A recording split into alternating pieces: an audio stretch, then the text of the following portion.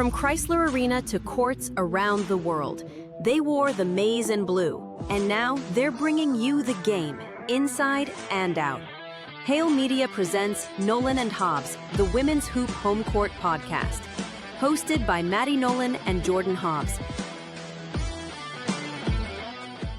Hello, everyone, and welcome back to the Nolan and Hobbs show with me, Maddie Nolan, and my co-host, Jordan Hobbs. It's pretty clear that Michigan has been on a tear recently, just scoring 120 points against Binghamton and obviously the huge win against Notre Dame.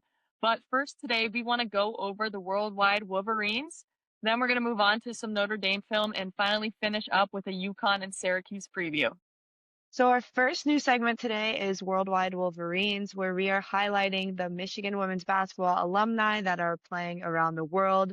We're lucky enough to have quite a few other than Jordan and myself playing. So we just want to highlight them today, just where they're playing, and give a little bit of an update. And as the seasons continue, we want to update you with how their teams are doing, how players from Michigan are performing, and, just give you guys an easy way to connect with players around the world that you may have watched at Michigan. The first player we want to highlight is Saisha Gori. She is playing in Japan in the W League. The second player is Leigha Brown, who actually just finished up her season in Mocha, Puerto Rico, winning the championship and named MVP of the championship final series. Her team was down 4-1, and they came back to win it all. Leigha played amazing. I kept up with it on social media. She had a 41-point game, multiple 20 and 30-point games, had a triple-double throughout her championship run. So shout out to Leigha. Congrats on the ship. Dog. Next, we have Emily Kaiser, who's playing for Alba Berlin. Myself, who we talked about, who's playing for Limoges ABC in France. And then Isabel Verjao is playing for Partizan in Serbia. Now for some of our other players, some that I played with as well, we got Lauren Hansen in Zagreb, Croatia. Cameron Williams was in Spain, but she actually tore her Achilles. So praying for her and hoping that she has a speedy recovery and can return to basketball as soon as possible. And then we have myself playing in San Martino di Lupari in Italy, northern Italy. Greta Kampschrader playing for the Marburg Dolphins in Germany, and then Alyssa Brett playing for the Geelong Venom in Geelong, Australia. Pretty cool to see how many people we've played with or knew of, just continuing to live out their basketball dreams worldwide. Definitely. It's cool to see just how good Michigan has become to where you can really achieve dreams beyond college basketball as well. Yeah. And obviously, we've talked about Naz killing it in the WNBA. Yes. She's just not worldwide right now, but she is doing a tremendous job, and it was been so fun to watch her this past season. I did just see she's joining Team USA for 3x3 in the AmeriCup as well, and I guess in like a week. So tune in for that if you guys can watch. That will be fun. We could maybe talk about that in depth a little bit later as well. Yeah. That's an exciting opportunity for Naz to be able to represent the USA. Definitely. Now we are going to transition into the Notre Dame game. We're going to go over some film with you guys and just some of the highlights that we saw from the game. But just to give you an overview, in case you missed the game, Michigan won by 39 points in a staggering victory, 93-54, which is a crazy turnaround from last year after they lost by over 20 points in March Madness. They held Hannah Hidalgo to 4 for 21. Like, that is absolutely insane, especially after she was probably feeling so good when she scored over 40 points, had 16 steals, coming off a great win for her. And little do you know, Michigan's going to hold her. Man, and we're going to break down some of that film later, but the defense, the half-court defense, Michigan, the collapsing on Hidalgo made it a tough night for her, for sure, as we see with the 4 for 21 shooting. Absolutely, and huge shout-out. We'll talk about it later again, but Brooke Quarles-Daniels did an unreal job on her. She shut her down. And then another defensive stat, Notre Dame had 20 turnovers, and they're not a team that turns the ball over. Their point guards are pretty experienced and know what they're doing. So to have 20 turnovers and for Michigan to force that is a really impressive number and shows how good their defense is this year. Yeah, they did a great job. And while Michigan did have 19 turnovers. They had 17 assists to go with that, while Notre Dame only had 7. Part of that may have been what we talked about, Notre Dame only having 3 returners coming back, Michigan having a solid core returning. The team chemistry, I think, was evident to a little bit. And then Michigan also shot 38% from 3, while Notre Dame only shot 9%. Notre Dame shooting 2 for 22 on the 3-point line. Part of that was maybe them not knocking down shots, but also I thought Michigan did a tremendous job of contesting 3-pointers, which makes all the difference. I thought that Michigan did a good job of shutting them down early. And when you don't see those first few shots go in, your confidence kind of goes down. And I think that added to it as well. That's a great point, Jordan. I mean, I think both of us can attest to that. When you miss the first 2 or 3, you're like, oh, I really hope this next one goes in. Yeah. And sometimes when it doesn't, you're second guessing your shot a little bit. So I'm wondering if that's what happened with Notre Dame. And then honestly, I think one of the biggest stats, in my opinion, was Michigan rebounding. They out-rebounded Notre Dame 50-28 with Brooke Quarles-Daniels having 10 on her own. But I think going into last week, my biggest concern for the Wolverines was that rebounding presence. They have Ashley at the 5, but play 4 guards essentially. So for them to come out and they were dogs on the glass, fighting for everything. Like I said, Brooke had 10 rebounds. She was in there every single time. So I thought that was a huge stat for the Wolverines. All right, so now we're going to break down some film from the Notre Dame game. The first part, we're going to do defensive masterclass by the Wolverines. Like we said, they held Hidalgo 4 of 21 shooting. They held Notre Dame's team to 9% from the 3-point line. We just want to break down a little bit of what went into that. So we're going to start off with the half-court defense from the Wolverines. Okay, so first play of the game, we can see the tenacity that Michigan has, rotating for one another, being in the gaps. They're just starting this game off super strong, showing Notre Dame that they're not going to give them anything easy. So they set a high ball screen here. Ashley normally hedges, but she can see that Brooke is over it. And Sila and Brooke have a great switch, great communication here. And that's just a tough shot for Hidalgo. And for her to hit the side of the backboard on that kind of sets the tone for the game for Michigan, but also for Hidalgo. I mean, it's tough to see a shot of yours go off the side of the backboard and kind of recover from that. So just a great start by Michigan. Great start, talking. You can see hands everywhere throughout the possession, and a great contest by Sila there at the end. Okay, so Wolverines doing a great job matching up in transition, limiting Notre Dame. Sila staying in front, Brooke coming over, pressuring. You see Mila step in there, get a bobble.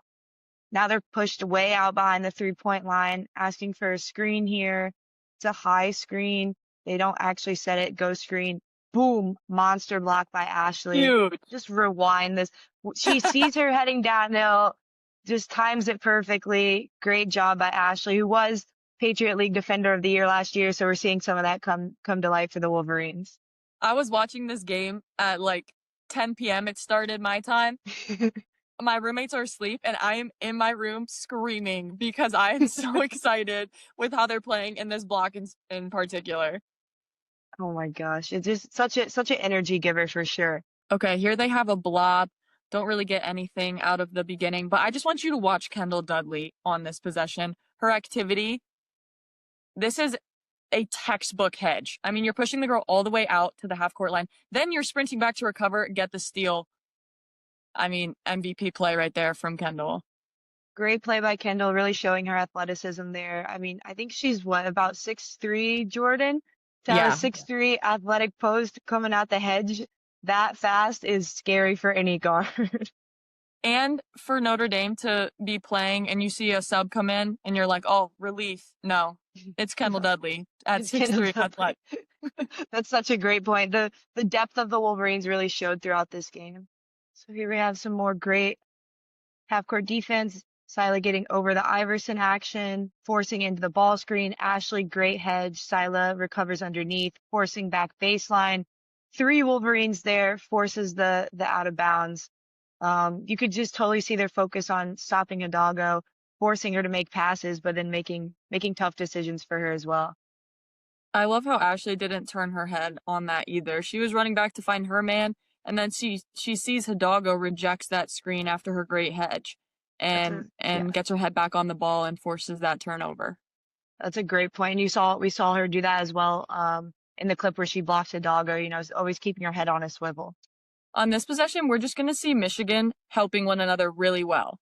So it starts out with this ball screen. Kendall hedges. Sila comes over to help Kendall's girl who rolled. Kendall recovers quickly. And then this girl gets a step on Mila, but Kendall sees that and helps her. Mila slides seamlessly into Kendall's girl. Just really good.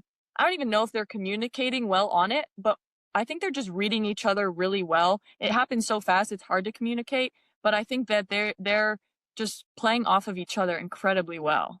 Completely agree. And it's really cool to see with Kendall as a transfer how she's fit in defensively so well. And I think that's a testament to, you could see Sila taking her person and telling, come back, come back, come back. Just the returners doing a great job of making sure she knows where she's supposed to be and what she should be doing. Handoff, Mila goes under, fights over the flare screen. Great deflection by Mackenzie. They don't recover it, but then you see the effort here by Kendall to get back and contest this three. Big reason why they shot 9%. Great contest by the Wolverines without fouling and way to help each other again, like we've been talking about. Yeah, and Puerto Rico doesn't actually teach ball side help like Mila did there, but the effort made up for it completely. And honestly, Mila was in a great position because she would rather give up a 3 than a wide open 2, but great effort by Kendall to get back and contest that shot. That's a great point about the ball side help, Jordan, because I think it depends on the program you're in, but a lot of times at this high of a level, if you help ball side from the corner, it's very easy for the offense to make that read. And at this level, many people can knock down 3 points from the corner at a high percentage. So Puerto Rico is big on no ball side help. The next section that we want to highlight and go over is the Wolverines' pace and transition. They were flying on the court. It's clear to see how in shape they were, whether off of misses or off of makes. They were getting on the court with incredible speed.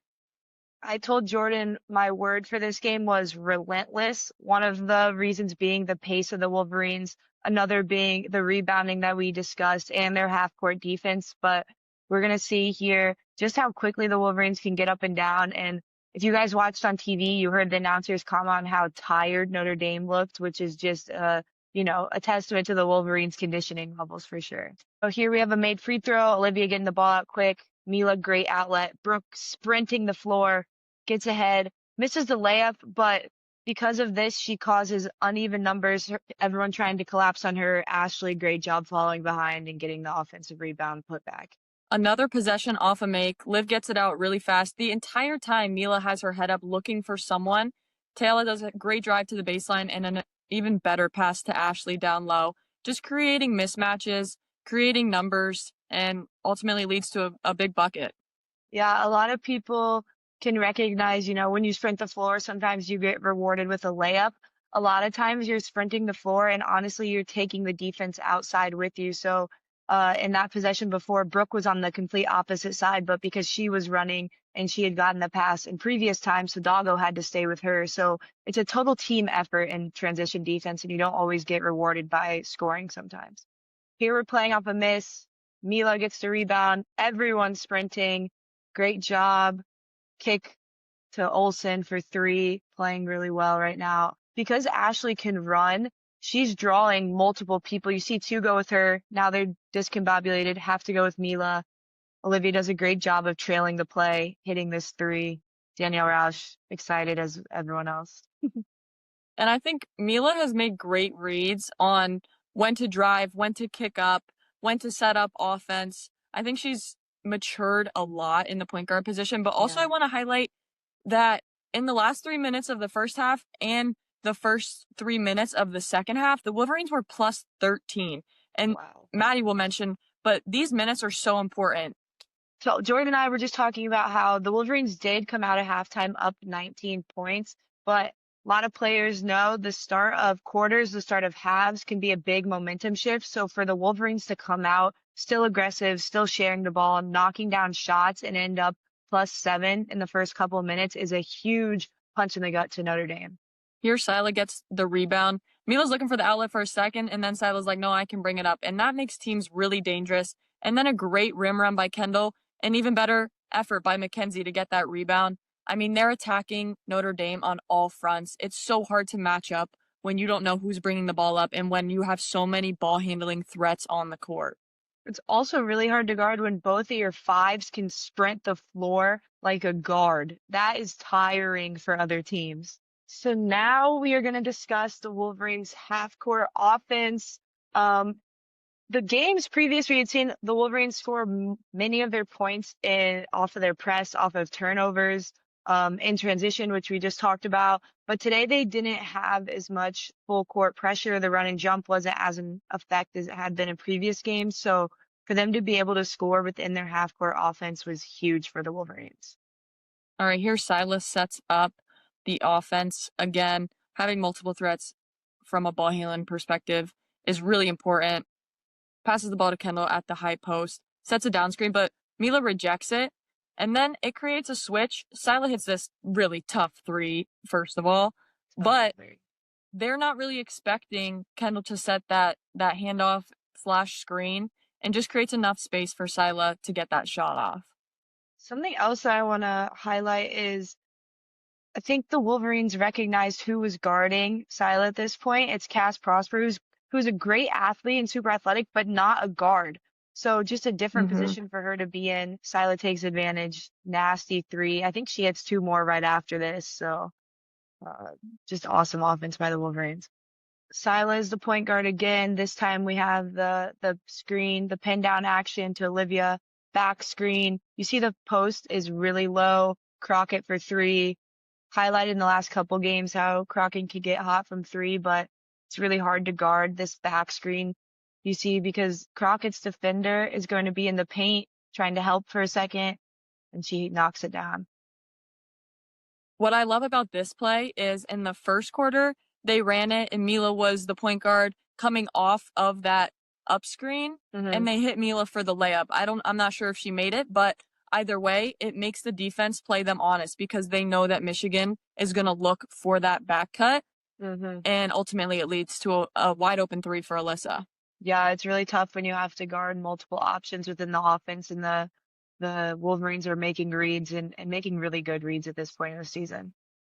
Okay, here both of the guards go through, creating an overload straight into Ashley. She makes a great move. I love this decision to come out in the second half and go into your post player. Ashley had a great start of the game, but got in foul trouble. So to get her going again was really huge. So huge. She played great. And just great execution, great pass. Oh, real quick, Danielle Roush with the too little over here. I just saw that out of the corner of my eye. Oh my goodness, amazing. She looks like a granny with her hand on her back. She does, but she is doing the too little. I talked to her earlier this week and she was like, "Did you see it?" And I'm like, "I haven't watched the game yet, but that's so funny. It's so great." And then the rest of the bench up and celebrating is, great Michigan culture always. So here Michigan has it on a baseline out of bounds. Doesn't really get much out of it. Si's having to throw it in to avoid a 5-second call. Olivia, great hustle. Finds Crockett. This is a great shot for her. Legs are tired. Teala, great job of saving it. Then you have double save. Crockett here. Pass. All out hustle by Michigan here. I think it just Danielle goes. Roush. Danielle Roush up. I'm getting nervous for her. She's getting very close to the court. So excited. But just to show, not everything the Wolverines do is perfect, but because they do it with intensity and effort and hustle, it makes up for a lot of mistakes. And if you're the other team, that kind of sucks the life out of you. Man. I mean, I feel like Notre Dame kind of wasn't playing with a ton of energy to begin with. But when you're trying to claw your way back in a game and a team is doing this to you and they're up by 24 at this point, I don't know that there's much that you can do to come back in the game. Right. And, not one, but two saves out of bounds for Michigan, players diving everywhere. Just really a fun team to watch. And, like we said, Danielle, obviously, but the whole bench, you can see them a little bit blurry in this clip, but just standing up, excited, giving energy into everyone on the floor. Last, but certainly not least, my personal MVP of the game, one of my favorite players to watch in all of college basketball, Brooke Quarles-Daniels. She doesn't get a lot of hype. She doesn't get a lot of the press. The sophomores are kind of the big names on Michigan. But she shut down Hannah Hidalgo. She rebounded her butt off. She played with so much heart and hustle. and she was by far my MVP of this Notre Dame game. Completely agree. She made Hidalgo's life on offense super hard. She probably had 3 or 4 offensive rebounds, 10 rebounds total, just all out effort all the time, finding her teammates. I think she only ended up with 2 points, but her impact on the game goes far beyond the box score. I'm calling it now. Big Ten Defensive Player of the Year. You're calling it? Okay, so when she wins, we can come back to this podcast and say Jordan Hobbs called it. I like it. I like the call. Wolverines pushing the tempo as always. Great shot. Brooke Quarles-Daniels on the offensive rebound, staying with it. Still here. You see her. She's ready to rebound again, going in, blocking out on the offense. Doesn't win this one, but almost 2 offensive rebounds within 1 possession. And she's the shortest player on the court. The announcers also discussed that, and they're like, it's awesome for her because, you know, her heart and intensity. But for other teams, you're like, she's the shortest player on the floor. You have to be able to block her out. Off the free throw, she was picking up Hidalgo full court the entire game. Gets a tip. She's probably not going to get this ball, but she is laying her body on the line every time that she can. The other thing I want to point out is maybe part of it is that she's picking up Hidalgo full court, but to be one of the smallest players on the floor and in on the rebounding on the offensive side is just a testament to her offensive rebounding and probably also her ability to pick up full court, but just really cool to see. All right, Leigha comes down, attacks, kick out, great shot. Brooke again here doesn't get the rebound, but gets a deflection. You know, that's a tough layup, shoots it, great shot. Another offensive rebound, kick out. Leigha for 3. There's a stat out there actually that one of the highest percentage 3-point shots is off of offensive rebounds. So for Brooke to get to, you know, she missed a layup, gets the rebound again, and then to look out because everyone is packed in the paint, and for Leigha to knock it down is huge. Again, another dagger for Notre Dame as well. You're only down 10 right now. You could cut it to 8 or 7 in the next possession if you just get a rebound. And Michigan's just relentlessness, as Maddie said, and tenacity to hunt the ball down. And a lot of that comes from Brooke. Here we have another Brooke Quarles-Daniels tenacity play. Gets her own rebound off of some tips. Another great kick out for the 3. Look at her sprint back, too. Like, she was going in for the rebound, and she's picking up the ball down the court. That right there is pure hustle, pure heart. Yeah, and she's so fast. I wish I was fast, but for her to be able to get the rebound and then sprint back, cover the basket, be ready if Hidalgo doesn't get called for this travel is just the difference maker in this game. That is all today for the Nolan and Hobbs show. Thank you guys for tuning in. I know Jordan and I have absolutely loved being able to break down a game film and share our insights with you guys. And as always, go blue. If you like this kind of content, please like, share, follow, and subscribe. And as always, go blue.